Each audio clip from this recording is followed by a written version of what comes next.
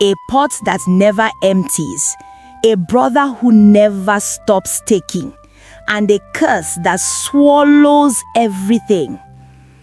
This is the story of how greed turned blessing into destruction. Stay with me, because what happens next will leave you speechless. Welcome home to Tales from the Baobab, where wisdom lives in stories.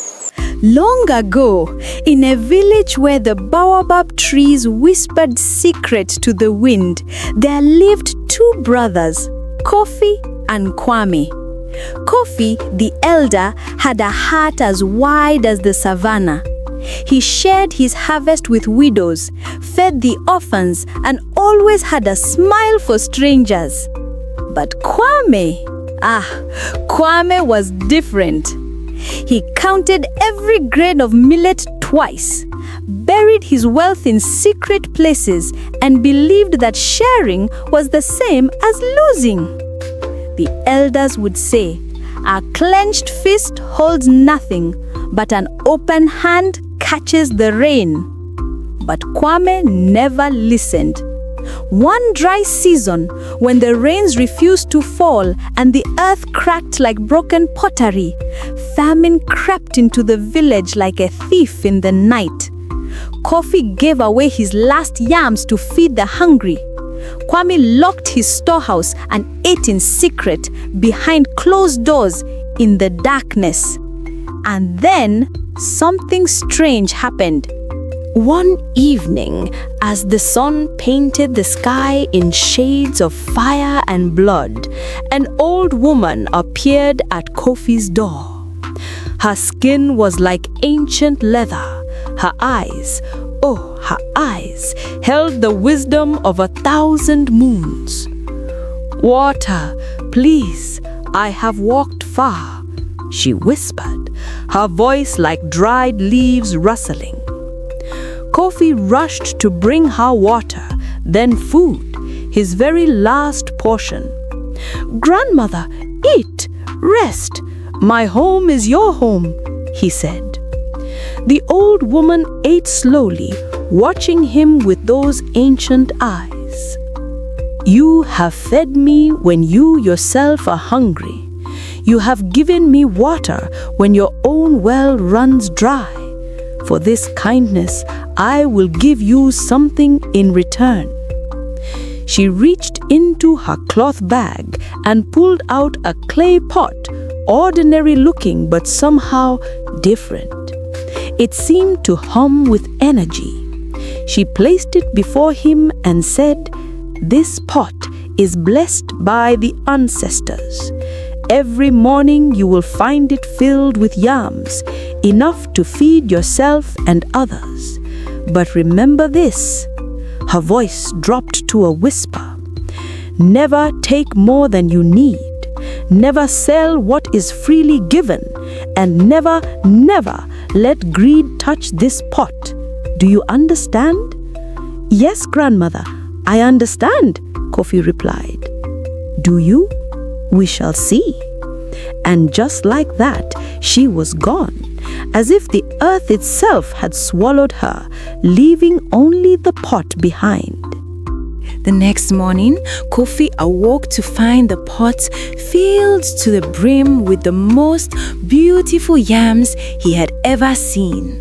Round, smooth, perfect. He took only what he needed for the day and shared the rest with his neighbors. The widow next door, the orphan boy who had no one, the sick elder who could barely walk. Every morning, the pot filled again. Every day, Kofi shared. The village began to heal. Laughter returned. Children played again. But across the compound, behind a locked door, Kwame watched, and his heart burned with envy. "Where is my full brother getting all this food? What secret is he hiding from me?" he muttered to himself. One night, he followed Kofi and discovered the magical pots. And in that moment, as our elders say, When the eye sees what the heart desires, wisdom flees like smoke in the wind. That very night, while Kofi slept peacefully, Kwame crept into his brother's home and stole the magical pot. Foolish Kofi, sharing everything. Now this pot is mine, and I will become the richest man in all the land. He laughed to himself as he ran back to his compound. The next morning, just as promised, the pot was filled with yams. But Kwame didn't share a single one. He ate until his belly was tight as a drum. "More! I need more!" he shouted. He emptied the pot completely. The next morning, it filled again. Again, he took everything. Why stop at yams? I will sell these at the market. I'll build a palace. I'll have servants. I will be king. Day after day, week after week, Kwame's greed grew like a weed in fertile soil. He built a bigger storehouse, then another, then another. His compound overflowed with yams, mountains of them rotting in the sun because there were too many to use. But still, he wanted more. And then, one morning, something changed. When Kwame reached into the pot, it didn't stop producing yams. It kept filling and filling and filling. "Stop! That's enough! Stop!" he screamed. But the pot wouldn't stop. The yams came faster now, tumbling out in an endless avalanche. They filled his hut, burst through the walls, flooded his compound. The yams poured out like a river breaking its banks, burying Kwame up to his waist, his chest, his neck. "Kofi! Brother, help me! Please!" he screamed in terror. Kofi heard his brother's cries and ran. When he arrived, he saw Kwame drowning in a sea of yams. Without hesitation, Kofi grabbed the pot and shouted, "Enough! In the name of the ancestors, enough!" The pot cracked down the middle with a sound like thunder. The flow stopped instantly. Silence. The pot shattered into 1,000 pieces, and the shards turned to dust and blew away on the wind. The yams that had buried Kwame vanished as if they had never existed, all except those he had hoarded in his storehouses. And those, they turned black and rotten, crawling with maggots. Kwame fell to his knees, broken, his compound destroyed, his wealth turned to waste. He sobbed, "I have lost everything, everything."